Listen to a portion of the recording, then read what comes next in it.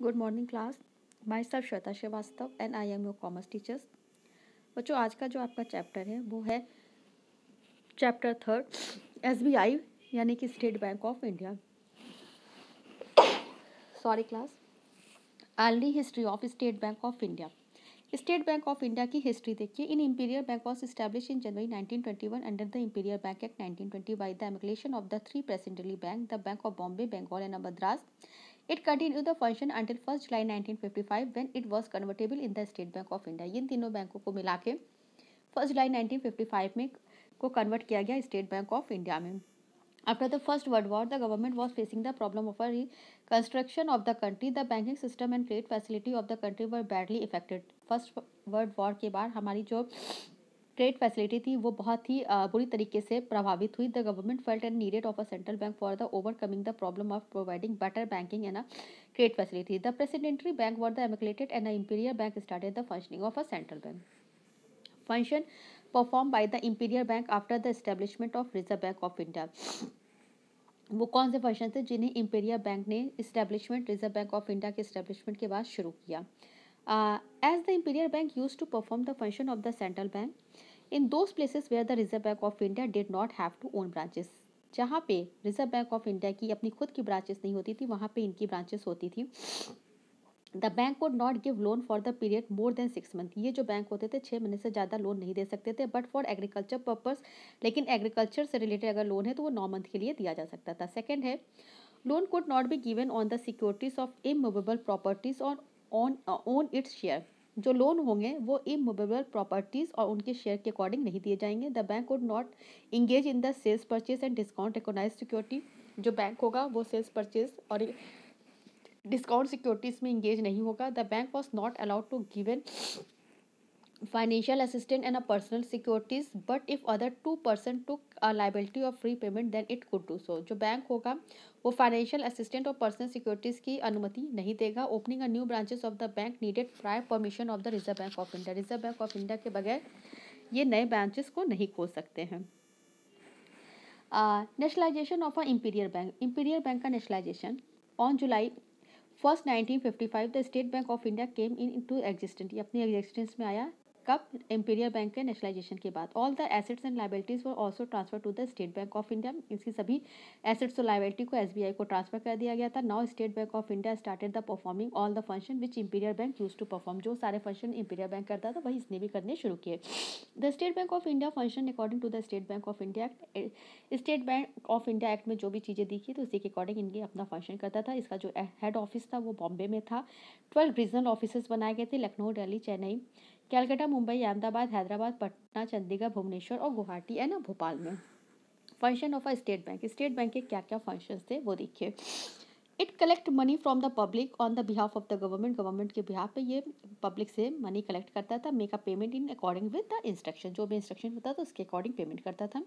The bank also manage the public डेप्ट of the central and the state government. Central और state government के public डेप्ट को manage करता था. It receive deposit from the commercial bank and also give the loan them on demand. The State Bank of India re-discount the bill of the commercial bank. commercial bank को re-discounting bill देता था. It also act as the clearing house. clearing house का काम करता था.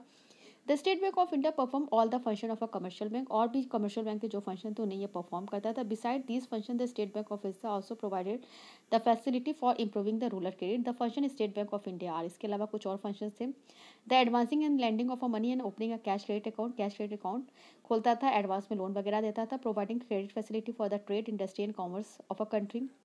Promotion of saving in the rural area. Rural area में saving को promote करता था. Providing facility to the rural trade commission. Cooperative selling and godown. Selling godown जो भी कोऑपरेटिव से रिलेटेड होते थे उनको फैसिलिटी प्रोवाइड करता था. Receiving the deposit and keep cash discount. Buying and selling of golds. Receiving of all kinds of bonds, script, title deeds और valuables for safe custody.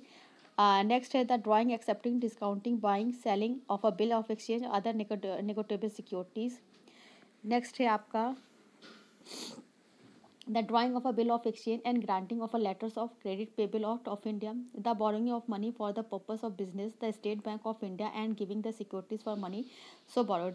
जो भी स्टेट बैंक ऑफ इंडिया में business से related लोग उधार लेते तो उनको वो उधार देता था और उनकी सिक्योरिटी अपने पास रखता था। Acting as agent of a cooperative bank पे एजेंट के तरीके काम करता था। The underwriting of issue any stock, share, debentures or other securities and which State Bank of India authorized in the invest fund. इसके अलावा the buying and वो bill of exchange payable out of India not exceeding the 15 month in the case of bill relating the financially of the seasonal agriculture operator and a 6 month in any other cases. किसी other cases के लिए वो 6 month से ज़्यादा के लिए loan नहीं देता था। The buying and selling of a share of others bank with the permission of a reserve Bank of India and through the इस सब्सिडरी। अब कुछ इसके ऐसे फंक्शन थे जो ये नहीं कर सकता था। The State Bank of India can not grant loan against the stock and share for the period exceeding 6 month. 6 month से ज़्यादा वो लोन नहीं दे सकता था। But according to the amendment of the act made in 1957 the SBI can grant loan, ये industry के against loan दे सकता था 7 साल तक के लिए। The State Bank of India can not purchase immovable property, किसी भी इमूवेबल प्रॉपर्टीज़ को ये परचेज नहीं कर सकता था। The State Bank of India cannot rediscount those bill which do not carry at least two signature of reputable person। किसी भी reputable person की अगर signature के बगैर बिल है तो उसे ये rediscount नहीं कर सकता था। The State Bank of India can neither rediscount nor offer lost loan against the security of those exchange bill whose period of maturity exceeds 6 months। अगर 6 महीने से ज़्यादा इनकी maturity period नहीं तो उस पर लोन नहीं दे सकता था। और एग्रीकल्चर बिल के लिए 15 महीने से ज़्यादा के लिए नहीं दे सकता था। The State Bank of India can neither discount bill nor extend credit to individual और firm above the sanction limits. अब इसके कुछ अचीवमेंट हैं।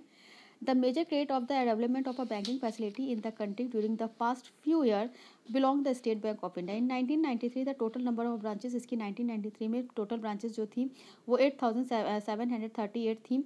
जो इसकी सब्सिडरी ब्रांचेस थी वो 4317 थी। मतलब कि टोटल नंबर ऑफ जो ब्रांचेस थी इनकी 13055 1993 में थी। इनकी जो कैपिटल थी Reserve State Bank of India की मोर देन 1000 करोड़ 1991 में थी।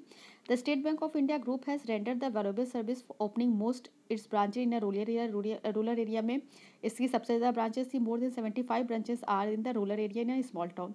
The number of village adopted by the bank stood the 56,405 within a quantum of a credit to the ton rupees 905 crore covering the 23.6 lakh farmer in the 1984. The State Bank of India opened the agriculture development branches, इसने खोली, educate किया technical experts को, help the farmer for the agriculture development, agriculture को बढ़ावा देने के लिए। By the end of 1984, the bank advances the landless labor and tenant farmer and share copper accounted for the 38% of the bank direct agriculture advance.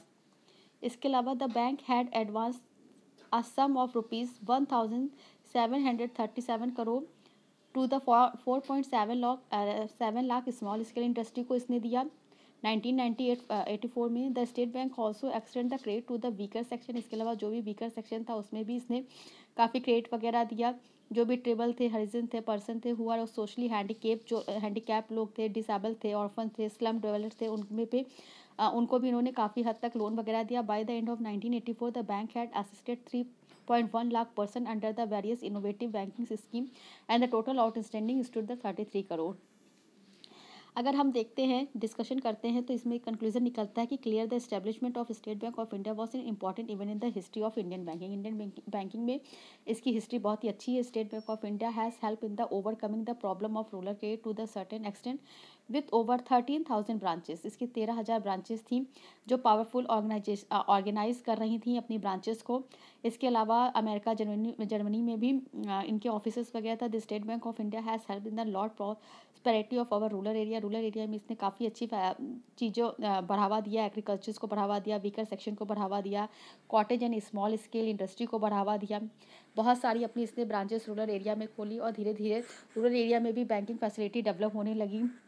मतलब कि इसने देखा जाए तो काफ़ी आशाजनक उन्नति की थी। Reserve Bank of India, the State Bank of India perform its function. Eminent scholar has slightly remark if the Reserve Bank of India is the garden of our banking. यदि हम ये कहें कि रिजर्व बैंक ऑफ इंडिया हमारी country का garden system है तो State Bank of India ही उसका गार्डनर है, मतलब कि माली है। बच्चों, इसके साथ आपका ये चैप्टर खत्म होता है। नेक्स्ट चैप्टर हम आपको नेक्स्ट लेक्चर में डिस्कस करेंगे। इसके जो भी क्वेश्चन आंसर हैं उसे आप अपनी कॉपी में नोट डाउन कर लीजिएगा। जिसमें आपकी फंक्शन आएंगे उसे आप अपनी कॉपी में लिख लीजिएगा।